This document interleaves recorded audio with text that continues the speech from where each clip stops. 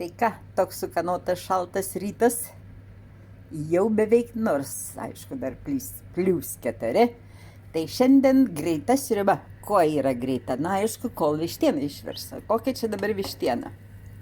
Tai čia yra va štai tokie, oi, kad neįsitaškyt ir neapsitaškyt, 2/4 Vilniaus paukštynas.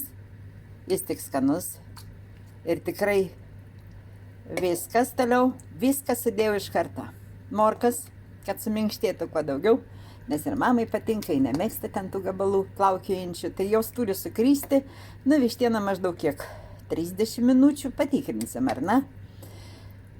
Morkas irgi, morkas, poras, va ir kopūstas, aišku, laukia gražuolis, ačiū Ramūne.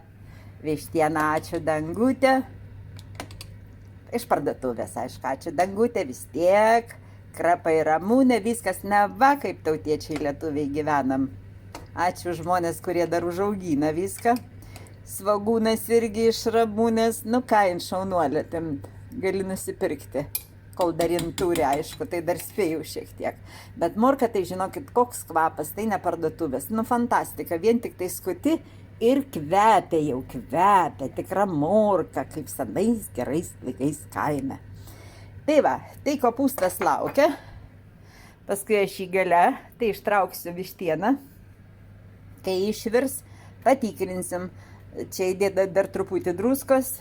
Ir dėjau prieskoniukų tokių. Prieskoniukų tai yra čia sriubai. Truputį, va, ten truputį jie pasmulkinti viską, tai duoda neblogą skonį. Tai va, tai tiek dabar. Aišku, ką nori dar įmeskit ten ir panašiai ir viskas, laukiam.